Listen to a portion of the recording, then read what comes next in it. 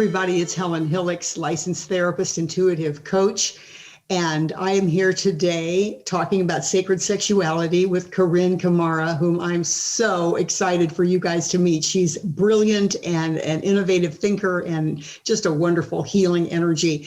I'll tell you a little bit more about her in a moment. First, I want to say this is Sacred Sexuality, Rekindle Passion, Go Beyond Orgasm, Expand Sexuality. And we're going to be talking about all different kinds of things on this summit. And I'll let Carine give you her juicy, unique take on it in just a few minutes. But I want to tell you why I'm doing the summit and why I have such a passion for it. And as with all things, it usually starts with our own story. And my story starts a long time ago in the late 60s and 70s, in the time of free love and promiscuity and drugs and abortion. And not that that's not still happening, but it was a very painful time for me. Even though it seemed like it was fun at the time, it left me with a lot of shame about myself and my sexuality. And I never got out of the patriarchal system where I was really just here to be wanted, and that was my value, was to be wanted as a woman.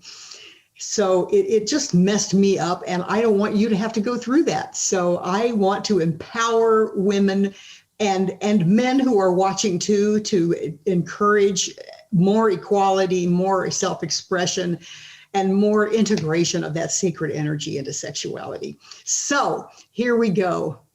If I can get this up here, Carine Camara is an intuitive guide, acupuncturist, energy medicine practitioner, and the host of Infinite Love podcast. And that's how I came upon Carine, is because I asked Susan Bratton, my friend and colleague, who would be awesome on this show. And she said, you have to meet Carine. So that's how I found her, was through her Infinite Love podcast. Her mission is to help people heal from repressed emotional pain. And her services are a unique blend of intuitive and energetic healing, practical science, and care. She's devoted her life to the study of physical, emotional, and spiritual wellness. She's immersed herself in the healing sciences. She's got a master's in Chinese medicine. She studied energy medicine. She's just a wealth of wisdom. And I want to welcome you so much and thank you so much for taking time out of your busy schedule, Carine, to join us. Thank you so much, Helen. This is such an honor. I'm so excited to be talking about this topic. Sacred sexuality is something I'm very passionate about, and I love to talk about energy work, and I just feel very honored to be here today. Thank you. Well, it's absolutely my pleasure. And the minute I saw your glowing face, it's like, this is one of my favorite parts of doing a summit, is meeting all the wonderful speakers, and you are definitely one of those. So the energy, I mean, let's talk about that, because I am sensitive to energy too, and I can just feel your healing energy. Whenever I am in your presence, I feel, it makes me want to cry. I feel nurtured, I feel seen, I feel connected. And I'm sure I am representative of, and that's why you're successful, is because you are a healer from the inside out. I'd love to hear about your journey first, Carine. How did you come to do this work? Well, I've always wanted to be a healer since I was a little girl, and it was just a matter of finding a modality that worked for me. So it started when I was working as an office manager at an acupuncture school, trying to figure out what I wanted to do after college. And I had a cyst on my right ovary, and the doctor told me that I would need to get surgery. So I decided to get acupuncture instead. So after 2 months of consistent acupuncture care with herbs, the cyst dissipated, and I thought that was like miraculous. And at the same time, my menstrual cramps got better. I had very, very, very intense menstrual cramps, to the point of nausea, taking 800 milligrams of ibuprofen every 2 hours. It was horrific. Wow. And after that acupuncture session, after 2 months, my menstrual pain went from like over 10 pain to like a 3. Super manageable. And that led me down the course of acupuncture. And over the years, I've been working on my menstrual cycle for many, many years, trying to figure out why I even had the pain to begin with. That's why I started learning about pelvic health, womb healing, all of those kinds of things. And then I had a sexual assault that happened in my 30s. And then so that changed the texture of my periods. So my periods became a marker of my health. And I wanted to understand how I could fix it physically with what I'm doing in terms of exercise, what I'm eating, my emotional state, and also my spiritual state. And how can I improve that area and deepen that connection between my womb and my heart? So that led me down that path. We could talk the entire time about that. But two things strike me, Carine, is you say that you wanted to be a healer since you were a little girl. You didn't tell me enough about that. I've got to hear more about that. Why? Yeah. I think I came into this planet for that reason. I think it was divinely orchestrated. Like that's the only thing I really wanted to do. When I saw healers on TV, when I watched movies, and if there was always an elder, like I've always thought of myself as like a medicine woman. When I would see that representation, I was like, oh, I'm that. That's what I'm going to do. And I had no idea what that was going to look like as a child, right? Because as a child, you think of a doctor, you think of therapists, and I didn't feel any resonance to do any of those things. I thought about going into med school for like a minute, but I'm not really into doctors. So it felt weird to do something that I personally am not that into, even though going to a doctors are wonderful. Doctors are good. I'm not saying that they're bad, but I just never felt I wanted to be a medical doctor, Western medicine. And I just happened to be working at an acupuncture school. So it was one of these things where it just happened. And when I was younger, I was always the kind of person that people would sit next to me and start spewing out all this very intimate details about their lives. And I would always be like, why are you telling me this? And over time, I realized that's just one of my gifts, that I have the ability to make people feel comfortable and safe. So people start telling me intimate aspects of themselves, especially around sexuality. People tell me all sorts of things about their sexual health and getting raped or abused or all these type of things that are very dark. And for some reason, I've always had the ability to hold space for people in those situations. I'm 71 years old, and I have never, ever heard of anyone before saying, I always wanted to be a healer from childhood. I never heard it. Really? Never have heard that before. I think I always wanted to be a counselor. It's kind of the same thing. People would just open up to me. Mm-hmm. But I never thought of myself as a healer, and I never heard anyone say that, and never heard anyone say, I just knew those shamans or wise women or whatever, that's going to be me. So I don't know, it just suits you somehow. Thank you. And then of course I've forgotten what the second thing is. So completely forgotten what the second thing is. So we're going to just move on, and maybe maybe it'll come back to me. Maybe it won't. But I know what it was. Thank you, universe. My mind is a sieve, but I have a connection. Listen, it'll come back. It was about how much I respect your commitment to accountability. Mm-hmm. That to me is like the most respected quality of a human being. And it's like you got these clues in terms of painful periods and assist and so forth. And you said, what can I do? Mm-hmm. What can I do? And I've been listening to a lot of podcasts lately. And one of them, I think it's Oprah on her Super Soul Sunday Conversations, opens with this guy quoting, maybe it's Goop. I don't know. But anyway, saying, when you stop believing that something has your back and you take it on yourself, that's when you can change. And that's you. 100%. That's you. You said, what can I do about it?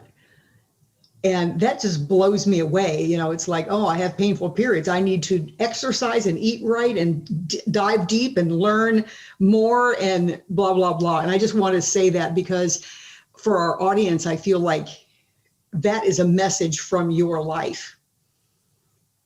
Mm-hmm. Is if you want to change, you got to do the work.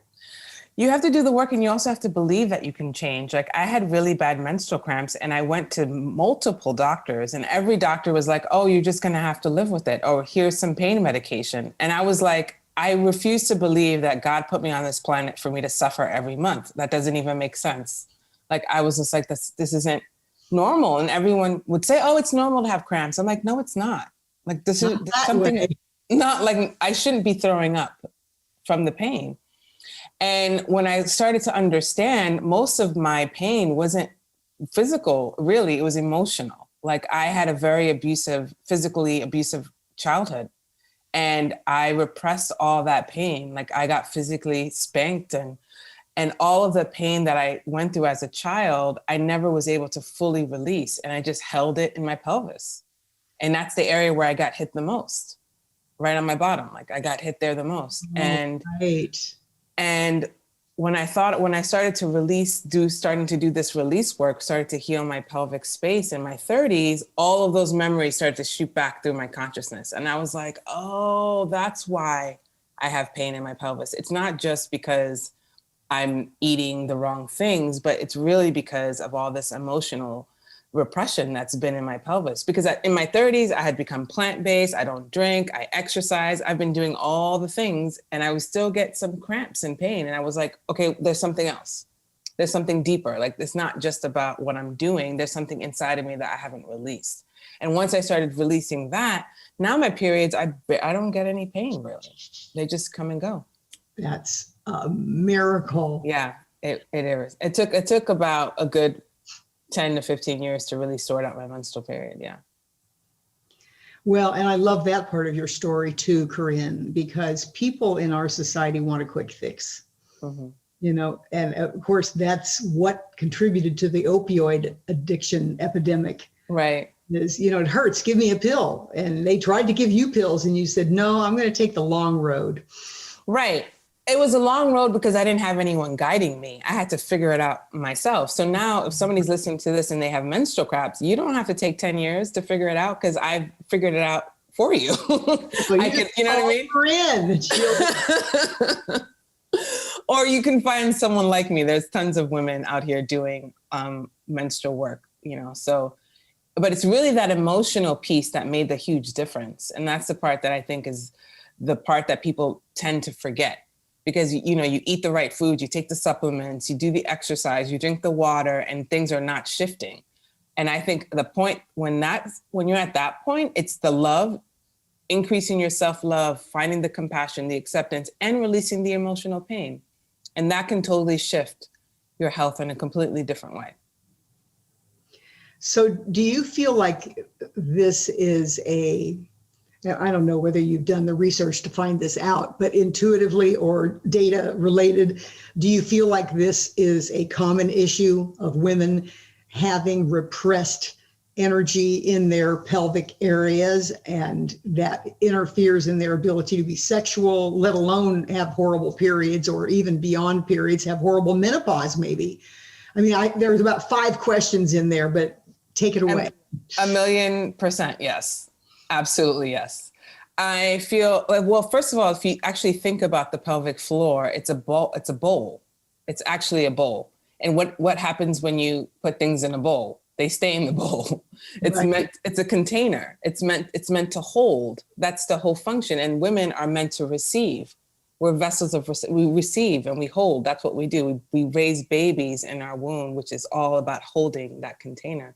So things get held in the pelvis very intensely emotionally. When women get raped, they get molested. Most women that haven't been able to deal with releasing the trauma out of their physical body will tend to have endometriosis, fibroids, painful menstrual cycles, or they'll have pain during sex. You know, so there's a lot of trauma that can be held in the pelvic area. It could be, and you know, sometimes it doesn't even have to be as traumatic as a rape or an assault. It could just be somebody telling you something mean when you were little, or somebody that made you feel weird, somebody that made you feel sexually awkward, or made you feel shame around sex, or it could be so many different things. It doesn't necessarily even have to be physical. It could be what somebody said to you that had such a deep, lasting impression that you held on to it. It could be your first boyfriend that treated you badly, or your first sexual encounter that was terrible. There could be so many things that could harm your pelvic area, which then you hold on to. And for years, I mean, I've spoken to women in their 60s and 70s that are holding on to things that happened to them when they were a child.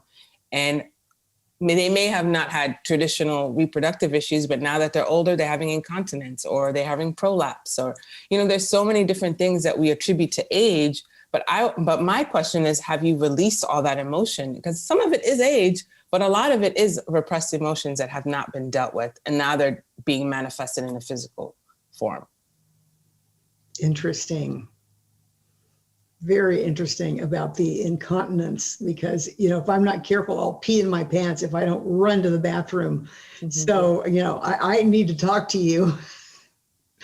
And, I'm not alone. I mean, how many women, at millions, 61, are having issues.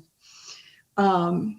So, another piece of it, you're talking about all the personal ways that mm-hmm. people are impacted, and that pelvic bowl holds all that energy. What about cultural wounds? Mm-hmm. Mm-hmm. Absolutely. I mean, absolutely. Because you have to think about it's like a global consciousness. We're all connected, especially generationally. Like the people that grew up in the 90s as teenagers, we have a different experience than the teenagers that are growing up now, right? Or when you were a teenager, so we all have different experiences on a global scale, and that all definitely has a strong effect on how we perceive each other in that space and that energy that gets imprinted into us. I mean, I've been telling my friends they're going to have to make a COVID, like some kind of homeopathic remedy, because there's going to be so many kids that are going to be traumatized from this whole year and a half, and people that are going to be traumatized from this whole year and a half, that they're going to need that imprint released, like babies that are being born during this time. Their vibration is totally going to be affected by what's happening in the world right now. How could it not? It's affecting every aspect of this planet, is being altered as we speak. And as we speak, every person on the planet is being changed on a fundamental way, for good or bad, or for neutral, who knows? But something is definitely shifting, and it definitely has an effect on everyone's body. And everyone has different areas in the body where they hold on to energy mostly. We all have our defaults, so for me, my pelvic area is a part of my body that I know for me holds energy. Like if I don't work on releasing, do my exercises, work out, my breath technique, my pelvis will get tight, and I will have some kind of effect that I'm like, okay, I'm not dealing with myself. I have a warning that makes me know, okay, it's time for me to do my things if I, get lazy on my self-care. And other people have other areas. They have the shoulders, the neck, it depends. It's so interesting. If I get lazy on my self-care, man, that's easy to do. It's so easy to do. Oh my God. In your practice, Carine, do you notice differences due to ethnic background or age mm-hmm. groups? Of course. Can you talk a little bit about that? Well, absolutely. I know in the African American community, the Black community, a lot of women have the high vigilance of just always being tight and tense, because we're more worried about our physical safety all the time.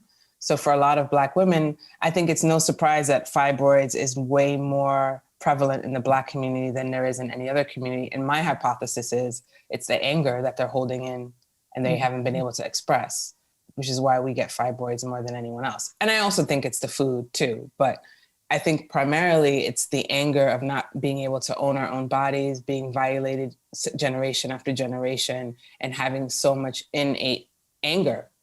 And I also think it just really just depends. And older women, of course, have a different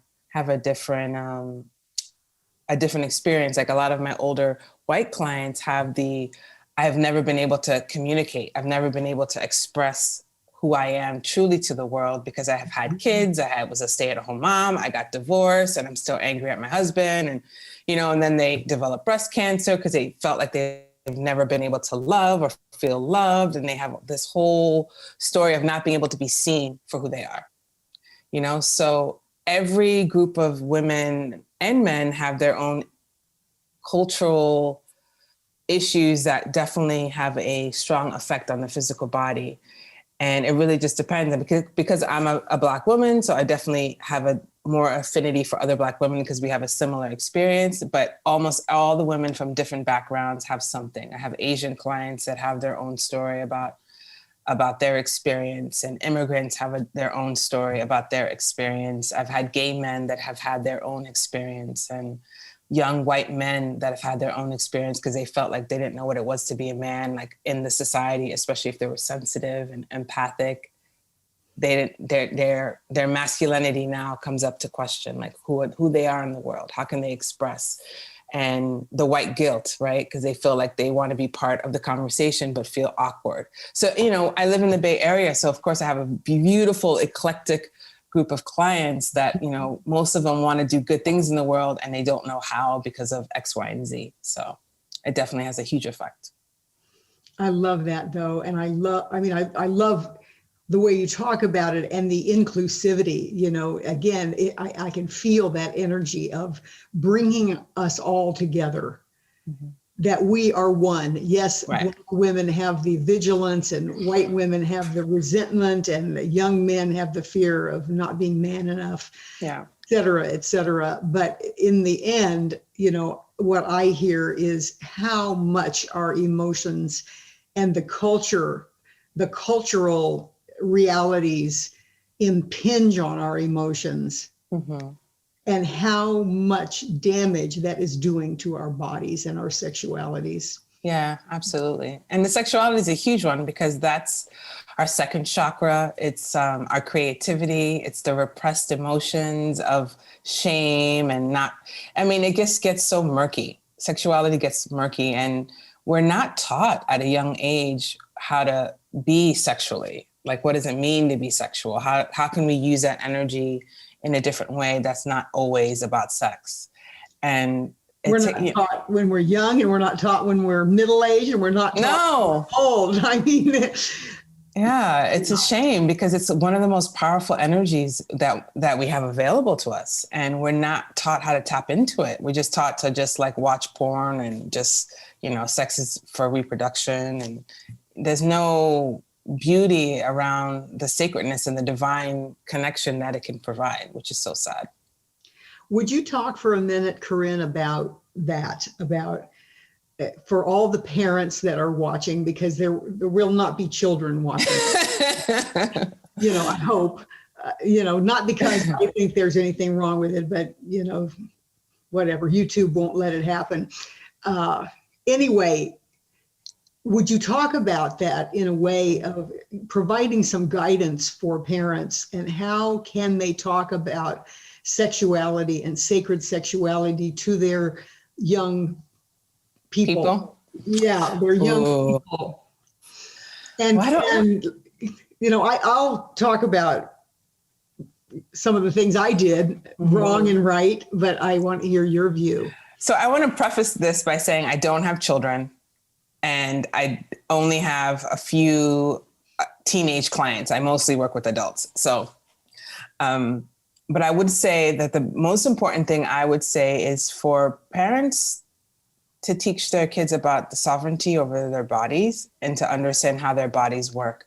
I feel like if I had understood about my menstrual cycle, if I would have understood my vaginal secretions and what each of them meant, there was so much about my physical body I just didn't even know.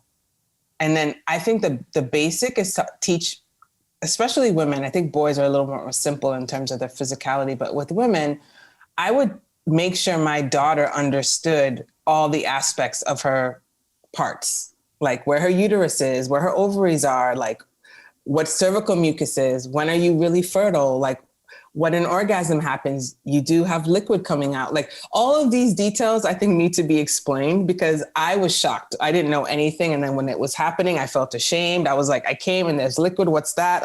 Like all of these things, like I was like, so like baffled by it, and it gave me a big complex. Mm-hmm. So that's the biggest thing I would say is explain to people which is really a bigger thing. What it means for me, that would have been like, oh, okay, I can understand that. I'm sorry, you're kind of cutting in, and so I cut in, and then you went over me, and I went over you. But what you're talking about to me is really normalizing, beginning to Right. normalize the conversation about sexuality and your genital functioning, just to talk about it as you would talk about washing your hair. Right. Right. Yeah, absolutely. And I think for me, that would have made a big difference because I would have understood, okay, these are my parts and this is what happens. Fine. And then the second aspect of that is to understand the physical attraction, like that energy, like what that means. I think when you're young, you're attracted to someone, you're like, ooh, hormones, you're like so excited. And I think I would have liked someone to explain to me like the attraction, how that works, the subtle energy of what it means to be flirtatious, and just the art of seduction. Like, what does that mean? Like, how do I play with this energy? And it doesn't necessarily have to go to sex. Because when you're young, you start flirting, you're like, okay, you're just going to jump into sex. And I wish I would have learned that there's more nuances with that energy that doesn't necessarily have to equal sex. Like, you can have a very flirtatious, sensual conversation and it could just be left there. Because, you just don't know that. You just learn that as an adult. You're like, oh, okay, I don't need to have sex with you. Exactly. So that would have been great to have learned. And also, I think what I would have learned as a sensitive person, one of the biggest things I learned with my own sexuality is that every time I sleep with a man, his energy gets imprinted in me. And I have a whole experience of having to release the energy of this man I was intimate with. Had I known that as an earlier age, I would have made different choices, because I'd have been like, I don't know if I really want to do that. Because now if the energy doesn't feel right, I don't do it. But I didn't know that when I was younger. So if I sleep with a man that's not conducive to my energy, my body will freak out. I'll get a yeast infection. I'll have weird cramps. Like, my physical body will have such a strong reaction that it was like, okay, that person wasn't meant for me. But if I had, in hindsight, when we were flirtating, we were talking, we had that flirtation, there was red flags, but I didn't know. I was young. Where now as an adult, I'm like, oh, I know what that is. Like, we're not going there. Well, there again, though, I want to compliment you on your awareness, because I'm working right now with a 57-year-old guy in Maui who, he just wants to get into the yummy deliciousness energy so much that it's like red flag, red flag, red flag. Nope. Yeah. Nope. Yeah. Nope. I want to focus on this. And, I don't think that you may be unusually sensitive. I think you are. But I think you're bringing up another topic that I know one of my other speakers is going to talk about, Dr. Larry Dossi. I don't know if you know who he is, but he was one of the early physicians integrating spiritual and scientific knowledge. Uh-huh. Very innovative, and people thought he was crazy. This is, 35 years ago. But anyway, the oneness energy, the fact that we are each other. And it's like every time you sleep with somebody, how sensitive you are or you are not, that person's energy is in you and held in that pelvic bowl and so forth. Sure is. And if it's not the right energy, it wreaks havoc. And so at this point, my vagina is the boss. Like, I listen to her. Like, if I go somewhere and I'm so in tune with that and with my wound space that she dictates who I sleep with. Because at this point, I could only trust my heart. So there's a meridian that goes from the heart to the uterus. And for men, it would be his prostate, or his perineum, actually. It'd be the perineum. And that energy, essentially, like, your heart has a strong connection to your uterus. So when my heart is a yes, then of course my uterus would be a yes. So that's where you really have to tune into your heart space and really tune into your heart and how you're feeling about the person, because that will very much change the dynamic. And I think those are the things I wish I had understood when I was younger, or I wish somebody would have explained them to me. But, it's all divine timing. I probably wouldn't have gotten it when I was 18. I'd have been like, whatever. I know. But, if you're a parent and you're listening, just believe that your kids probably won't hear you. And I want to just throw in, make it a 2-minute conversation. Because True. They won't listen. They will not listen to you longer than 2 minutes. You got to, whatever you want them to hear, you make it simple. But also it's about planting seeds, because my mom took me to my first Chinese herbalist when I was a teenager for my menstrual cramps, and he like checked my pulse, he gave me herbs, and this whole Chinese experience, and I kind of was like, what is this poo-pooing? Like I was like, I'm not doing this. But when I was working at the acupuncture school, I had the memory of going to the Chinese medicine herbalist, so it didn't feel so different. It felt like, oh, I know about this. So oftentimes you can talk to your child about something and they may poo-poo it, but it'll be a seed in their mind. So when they get older, all of a sudden something will happen and they'll be like, oh, but my mom mentioned this. And then it starts to make sense. And then, you start to like think about it differently. Then you start to do your own research. So oftentimes you just need to plant the seed. Good point. Would you talk for a minute about, you're talking about releasing repressed energies. Would you give the viewers an idea of something concrete that they could leave with today, and a practice that any of us, including me, can take on? Yeah.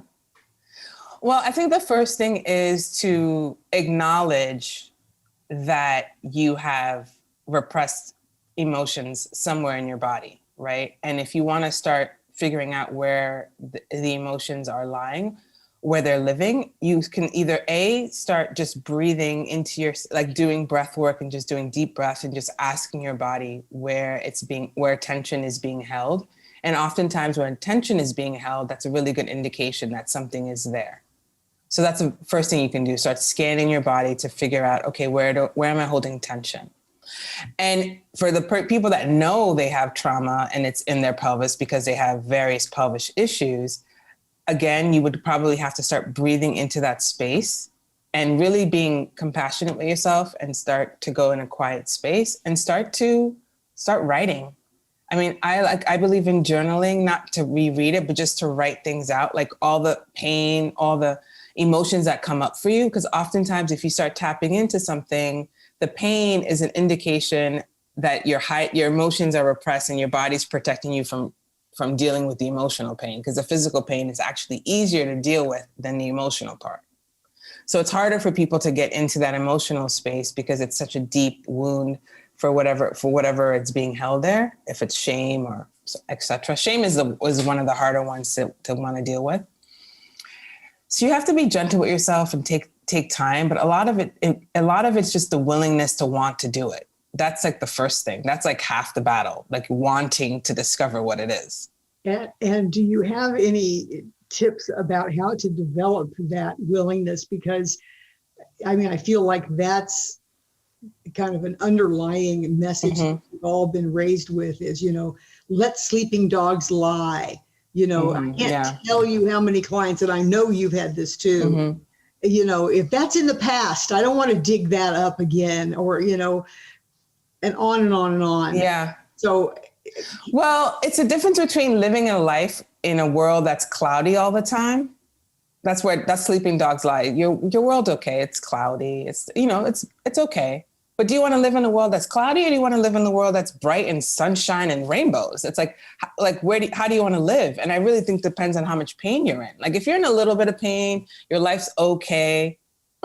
You're kind of just at this level and you're okay with that. That's, then that's your prerogative, and that's all right. But it's the people that are in pain, that they're like struggling. They are like they want to rip themselves out of their body. They just want to feel different. Those are the people I'm talking to, because they have the willingness, because they're at rock bottom. They're like, I can't continue like this. I don't want to live like this anymore. I don't want to live in this murky depression, always sad. I don't have a good sex life. Like I don't have a man. Like there's so many, like, do you want to live like that? Like who wants to live like that? Don't you want to have beautiful orgasms and a beautiful home? You want to have money and friends and sex and love. Like if you want to live that way, then yeah, you'll do whatever it takes. You'll do whatever it takes to get whatever is inside you out so you can live this expansive, radiant life. So it depends on what you want. I think if the person wants to be mediocre, then yeah, then you're not going to want to do it. Go ahead and be mediocre, guys, viewers, if you want to be mediocre. Yeah. But I think what you're really saying, which is kind of a strategy for motivation, is to get them in touch with their vision. of Right. what life could be. Right. Absolutely. Yeah. Like if, and it, it's interesting. I always tell people to start with something small, like, do the test of looking through your body to see where you're holding tension, and maybe work on a small emotional pain. Like maybe you got bullied when you were little and you're insecure about your butt, something that's not huge. Work on something small, work on something that's not the deepest pain in you, but something that's a minor irritant. And if you're able to release that, and you'll see the amount of energy that your body takes to hold on to your pain is taking away from your joy and from your love and from your light, because it takes energy to hold up that emotional wound. So when you're able to drop that wound and drop those walls, there's all this energy that rushes back into you. And you're like, oh, why was I spending time holding on to that? Like you're like, you feel lighter, you feel more expansive. And once you get that win, then it becomes an addiction. Then you're like, okay, I'm trying to get rid of everything. Like, why do I want to hold on to anything? So I think once people start to get little wins, then they start to feel encouraged, because they're like, oh, I could forgive my mom. I don't need to hold on to that. Oh, I could forgive my ex-boyfriend. I don't need to hold on to that. And then once you start letting go and letting go and letting go, and you become lighter and lighter and lighter and lighter, and your life starts to get brighter and brighter, you're like manifesting anything you want in this life, because you're coming from a completely different place. It's interesting. I don't remember the other two summits I did. I've interviewed 55 other experts before this summit, and I don't remember so much focus. Several of the speakers are going to be talking in a generic way about resentment and forgiveness. And you also have woven in those topics of, how much, white women are holding on to anger, of the inability to express our full selves. And then you were just saying, I can forgive my mom. I don't need to hold on to that. And I wonder why that is. I wonder why that's kind of up in our culture this year. Mm-hmm. More than ever. Maybe it's the pandemic making us realize we're stuck in these resentful, non-forgiving energies. And why? Death. That's why. Death. At least that's my opinion. I think COVID really made people feel like, oh crap, we're gonna die. Like we can die. Like it is for real. Like everyone's so afraid of death. That's part of the human condition. We're all afraid of dying. And now that death is really in our face, we're like, oh crap. Like I'm not living the life I want to live. And it's probably because I'm still angry at my parents, or I'm still angry at this and that. And then you start to see in real time, like, oh, this anger that I'm holding, it is not benefiting. It's not serving my life. Like, look at my life. I'm not exactly where I wanted it to be. And I could die tomorrow. Somebody could sneeze on me and I'm done. Am I going to hold on to this pain that I'm carrying for how long? Life is not guaranteed. Every day is a blessing and every day is precious. And I think even for me, that was the biggest lesson I had during COVID. It was like, oh, I don't have time to waste anymore.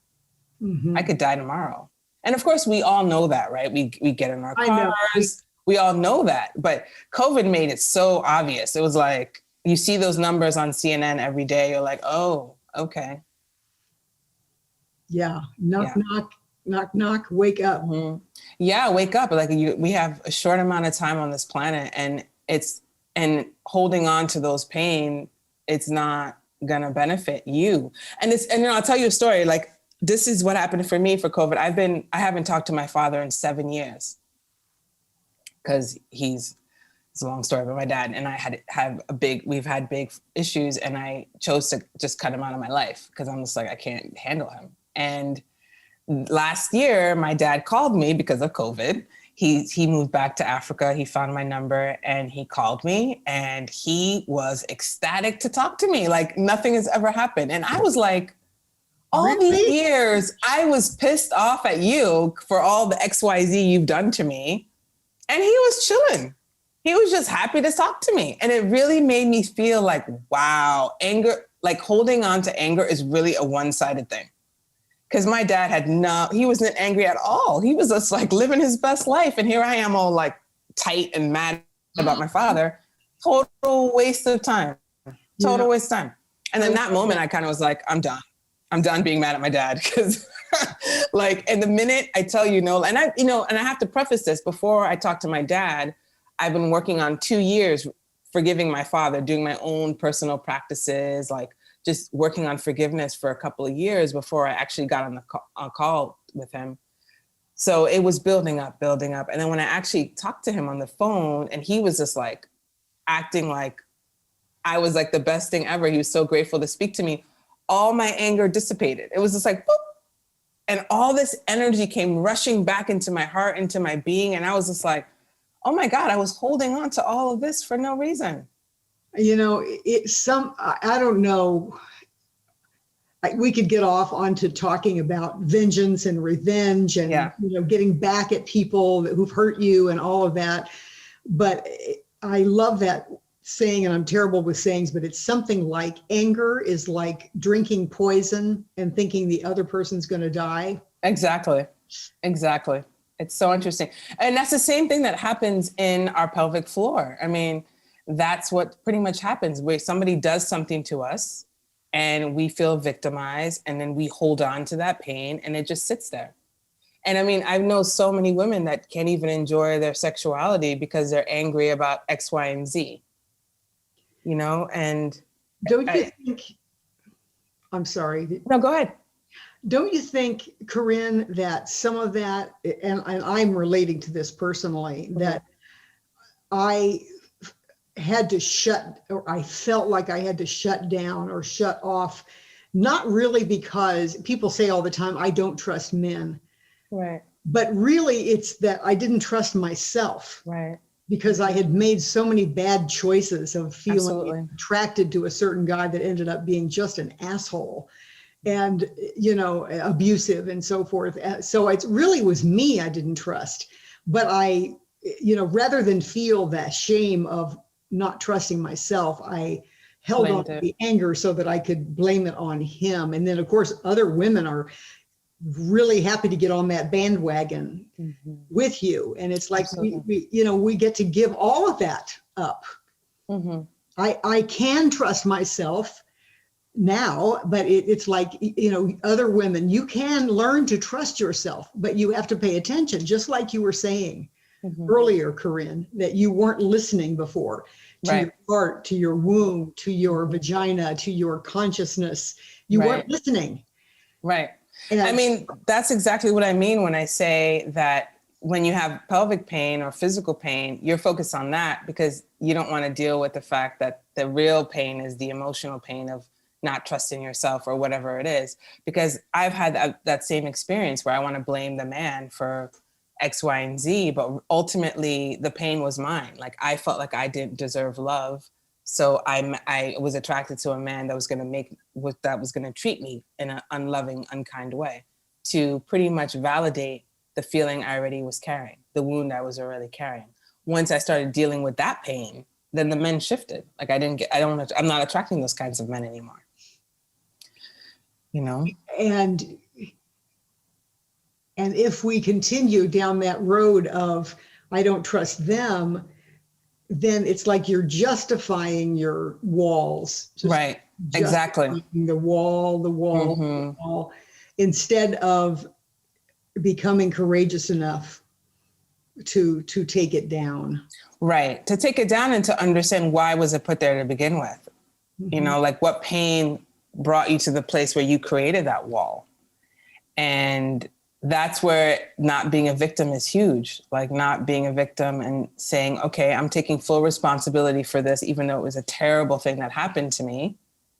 But I'm going to take full responsibility and see and figure out why it happened to begin with and how can I heal it so it doesn't happen again. I mean, we hear so many stories of women that get raped multiple times at multiple times of their lives, right? Because ultimately they never heal that original wound, which creates a vulnerability. So their wound is open and anyone can kind of tap into them and trigger them and it becomes a beacon.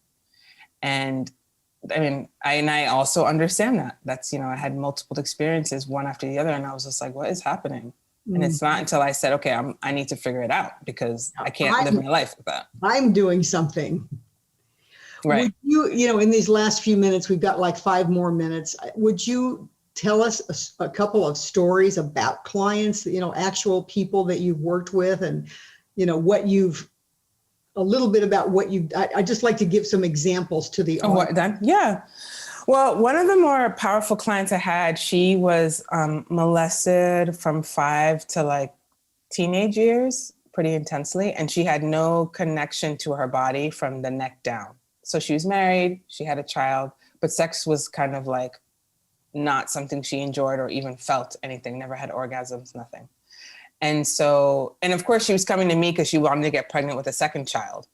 And part of my intake form is to ask them about their sexuality, like what's happening there.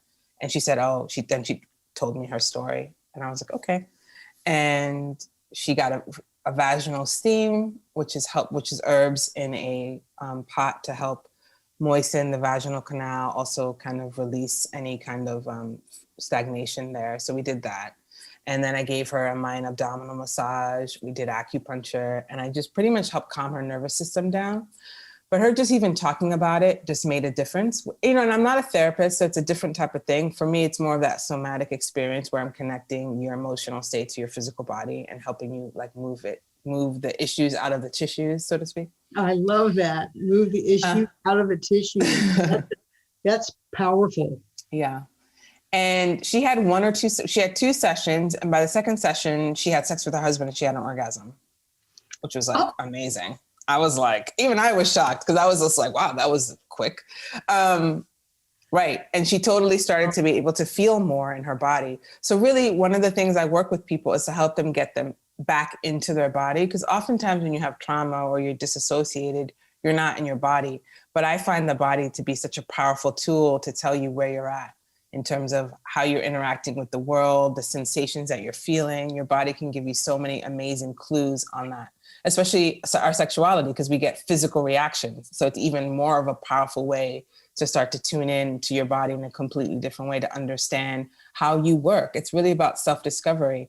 I've had multiple clients come to me because they couldn't orgasm, and a lot of them it's just stagnation. Their energy is so tight and they're holding on to so much anxiety that they can't release, they can't let go. Because part of the sexuality is the ability as a woman even to relax and open up and receive and to let go. And when your energies are tight, especially the liver meridian, the gallbladder meridian, those are all tight, tight, tight, you can't let go. So you can't release. And one of the liver meridian is the meridian that has to do with anger, frustration, stress, and it actually wraps around the genitals. So when your liver is all out of whack, so is your sexuality. You can't really enjoy.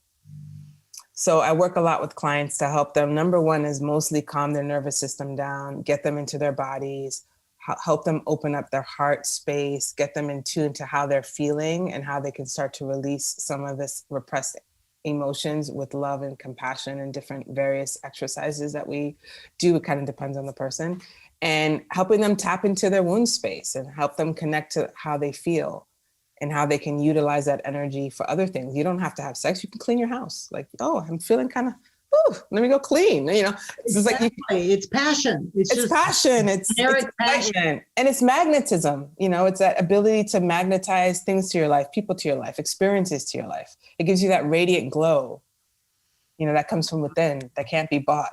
Like that comes from the inside of you. Yeah. I love that.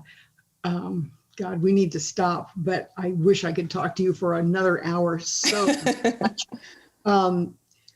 I don't know. One of the things it's like, but you can do all of this remotely as well. I mean, even though obviously you can't do acupuncture remotely. Well, remotely, yes. So remotely, I work with people on an emotional level and energetic. So the energy of helping people move their energy space. I work with chakras. I'm an intuitive, so I could see energy blockages. So we work on that. And breath work, you can do. And breath work, yeah. And then, of course, if they need, we talk about things that they can do at home. So I work a lot on that level. So intuitively, we just kind of figure out what works for your body, because everyone's different. Everyone holds emotion differently, and how you can tap into your womb space, or tap into your heart, or tap into your being and tap into your soul. How do you ignite your being from the inside out so that you can start to release these things that are holding you back from living a orgasmic, radiant life, essentially? Yeah. That's so awesome. So tell us about your free gift and how people can contact you, even though that's all going to be in the written material below your interview. I just want Yeah. you to mention it quickly. Well, you can go on my website, carinecamara.com, and I have a button on the first page that says free 15-minute consultations, where we do a 15-minute energy reading where we can just tune in to see what's going on. And you can ask me a question and I can give you an intuitive reading on that. And I also do holistic health coaching. So we could talk about nutrition and wellness and exercise and different things, any different lifestyle changes that you can do to benefit yourself. Awesome. And they can reach you at carinecamara.com. Yeah. And I'm on Instagram, Facebook, all yeah. over. Yeah. Instagram, my handle is Carine J. Camara. And on Facebook, you can find me by my name. Yeah. Carine Camara. Awesome. Well, thank you, Carine. You're so lovely and so wise. And I really have enjoyed our connection so much, and I hope to keep it up in some way in the future. And thank you so much for all you've given to our audience today. I know they're going to love you. Thank you so much for the opportunity. It was a pleasure.